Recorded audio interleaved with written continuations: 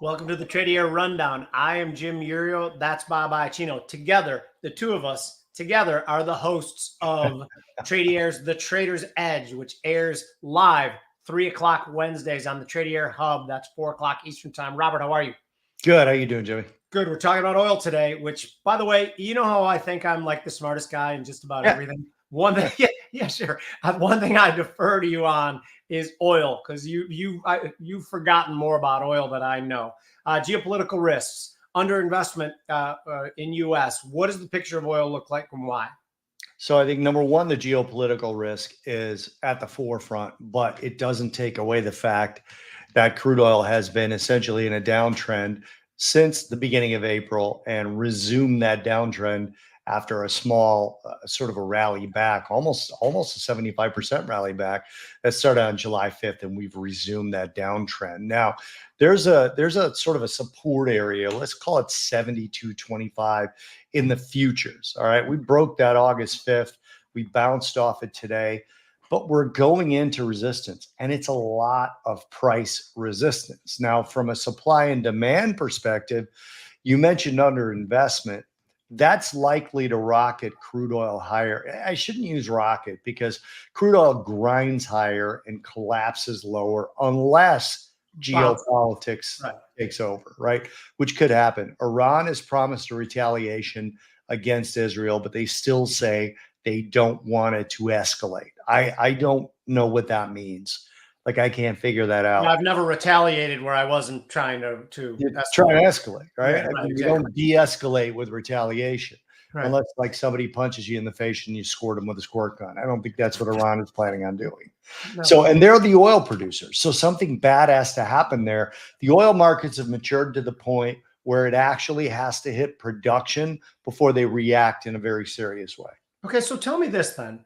If we are under the agreement, both of us, that the underinvestment in U.S. crude oil patch, whatever, is significant. When is it going to rear its head, and when will domestic supplies, suffer for it? So it's tough to say that because you'd have to go actually age out all the different wells in the Permian and the Eagle Ford and other places and try and do an estimate of how much longer they're going to be able to produce. The underinvestment really is the key, the level of underinvestment, because as I've written in our Substack, Money Markets and Mayhem M3 that you and I share as well, I've written on there, it takes minimum 18 months, and that's not including the time to lease. So you would have to have a conservative victory in the White House, new leases explored, leased, and then explored for actual deposits and then drilled. You're talking 2 to 3 years from now before you're going to replace it. I would say sometime in mid-2025, unfortunately for the next president, is when you're going to start to see that production tail off. So as part of the reasons we're seeing the price decline now is because we're pricing in a domestic recession. Does that fit in?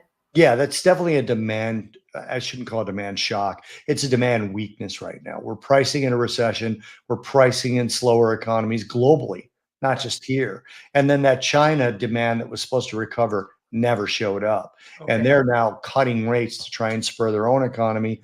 That's sort of prompting more fears that they're in worse shape than we thought they were. So this is definitely a global slowdown of demand based on the economic situation.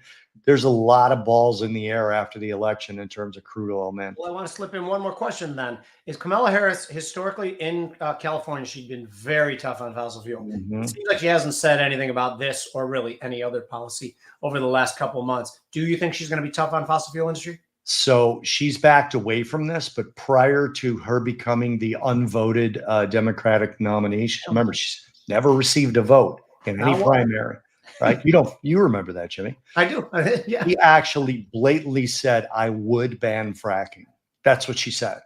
Now she's backed off from that. She's got to win Ohio, which has a big presence in the fracking industry. So she's backed off from that. But that tells you sort of where her heart is. So a Kamala Harris victory is likely pretty bad for U.S. production. Yep. I think so too. Okay, so anyway, this has been I was going to come up with like a witty joke about fracking, but like, what the frack is going on, or it's just fracking ridiculous. But then I decided not to because I'm above that. I'm more mature than that. Oh, we're still rolling. This has been the Tradier Rundown. I am Jim Uriel. That's Bob Iacchino. Please join us together as host of Tradier's The Trader's Edge, 3:00 Central Time Wednesday. See you guys there.